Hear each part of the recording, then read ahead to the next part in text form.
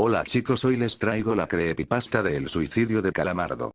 Quiero comenzar esto diciendo que si esperas una respuesta al final, te decepcionarás. No la hay. En 2005 fui internista por un año en los estudios Nickelodeon para mi licenciatura en animación. No se me pagaba, por supuesto. La mayoría de las pasantías no son remuneradas. Pero sí tenía algunos beneficios más allá de la educación.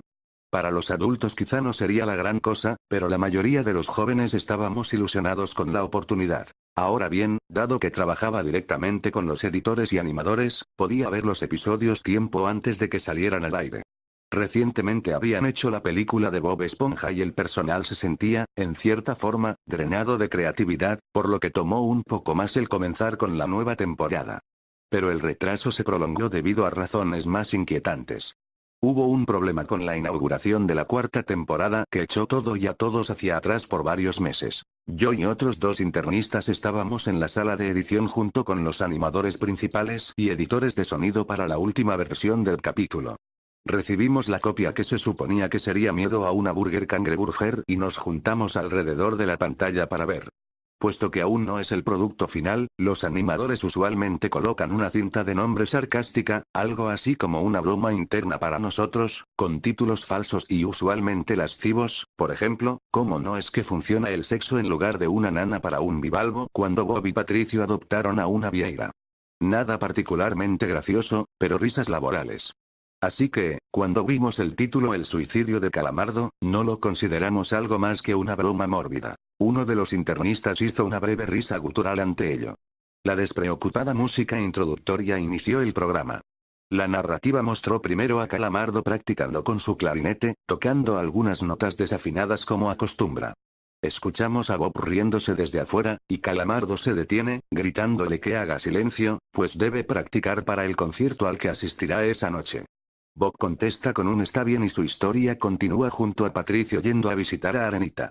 La pantalla de burbujas efervescentes hace una transición de escena y ahora vemos el final del concierto de Calamardo, y un cambio en el tono. Mientras toca, varios fotogramas se repiten generando fragmentos de animación cíclicos, pero el sonido nunca se detiene y se adelanta de la animación varios segundos. Para este punto el sonido debe estar sincronizado con el video, por lo que sí, no era lo esperado, pero cuando se ve a Calamardo dejando de tocar, el sonido se corta como si nunca se hubiera adelantado.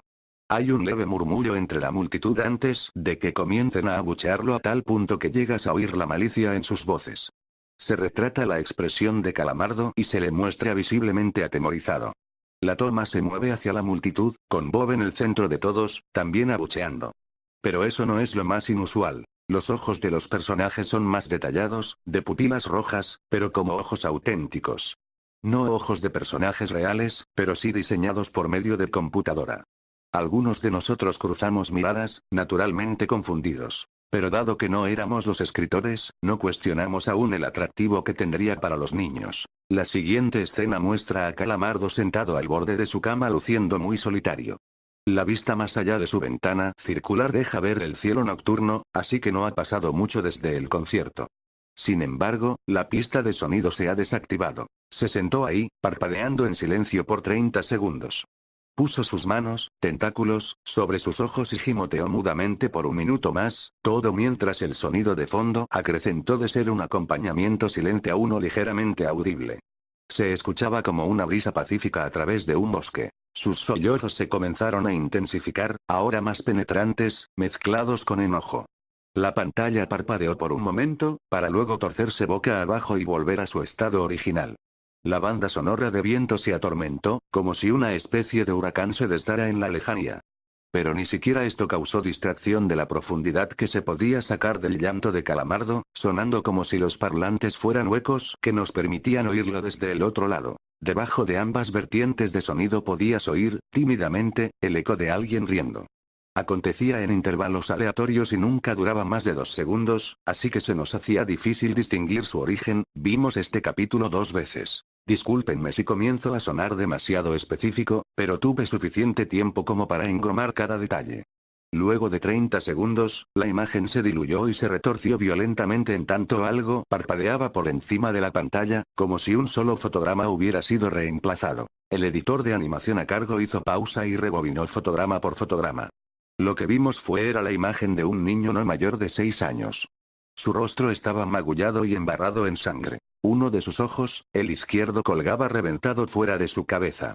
Estaba desnudo, a excepción de su ropa interior, y su estómago había sido salvajemente agujerado, permitiéndole a sus órganos internos descansar en el suelo a su lado. Su cuerpo se ubicaba en pavimento. La parte que más me descolocó fue que podías distinguir la sombra del fotógrafo. No había nada que indicara que la fotografía se tomó a razón de una investigación criminalística, incluso el ángulo de la captura se desvió del que se utilizaría en una fotografía de evidencia. Te daba la impresión de que quien la tomó fue la persona detrás de la presunta muerte del niño. Por supuesto, todos sentíamos pesar incalculable, pero lo hicimos a un lado bajo la noción de que era una mera broma. La animación siguió mostrando inadvertidamente a Calamardo lamentándose con la mitad de su cuerpo siendo enfocado. Ahora se veía lo que parecía ser sangre deslizándose por sus ojos. Sangre computarizada que desentonaba ridículamente con la caricatura, ya que la dedicación puesta en ella te daba la idea de que podías retirarla de la pantalla si acercases tu dedo para tocarla. Al audio de ráfaga se adicionó el crujido de ramas, y la risa, de procedencia masculina, ahora se extendía por períodos de tiempo mayores y aparecía con mayor frecuencia. 20 segundos más tarde, la pantalla se distorsionó de nuevo para mostrar otra imagen escabullida entre los fotogramas. El editor se sentía inseguro de regresar, como todos nosotros, pero lo hizo por obligación. Esta vez, la escena era de una niña no mayor que el niño anterior. Estaba recostada sobre su estómago. Las hebillas de su cabello se sumergían en el flujo de sangre que abandonaba su cuerpo. Su ojo izquierdo también había sido reventado y extirpado, y ella estaba desnuda, a excepción de su ropa interior. Sobre un corte perpendicular en el centro de su espalda, desde la base trasera de su cuello hasta la de su cadera, yacían sus entrañas protuberantes, apiladas para amasar varios centímetros de altura por encima de su cuerpo. Era la misma escenografía de fondo y la sombra, visible una vez más, se asemejaba en tamaño y forma. Calamardo guardó silencio 5 minutos después de que la foto pantalleó. Todo sonido falleció, como ocurrió antes. Bajó sus tentáculos y reveló ojos generados por computadora, al igual que la multitud del concierto. Aún sangrando, e inyectados en sangre, con una animación de pulso que los hacía palpitar. Su vista se enfocó en el televidente por alrededor de 10 segundos, hasta que comenzó a llorar sin cubrir su rostro. El volumen de audio se exageró y fue entorpecido aún más por la reproducción de múltiples gritos ajenos. Sus lágrimas acarreaban la sangre a un ritmo acelerado. Esta vez, la imagen que se entrometió en la pantalla permitió una visualización más prolongada. El animador la detuvo por reflejo antes de que desapareciera y retrocedió. La fotografía era de otro niño varón, pero la escena difería. Los intestinos eran forzados hacia afuera del abdomen por una mano adulta. La firma no estuvo ausente en la imagen, pues el ojo izquierdo fue reventado y colgaba desde el nervio. El editor adelantó el video al siguiente fotograma, y la siguiente imagen, virtualmente idéntica, tenía una diferencia que no podía ubicar. Adelantó un fotograma más, y tuve la misma sensación. El animador volvió al principio y dejó que los fotogramas se reprodujeran en sucesión, y casi pierdo la compostura. La sensación de vómito impulsó mi cuerpo hacia el frente y tuve que ponerme de pie para contener la arcada. Ese grupo de fotogramas no eran fotos distintas. Relataban una breve escena. Vimos a la mano tratando de extraer el intestino, y vimos cómo el ojo del niño enfocaba su mirada en esto. Y lo vimos comenzando a parpadear. El director de sonido nos dijo que paráramos, que tenía que llamar al creador para que lo viera.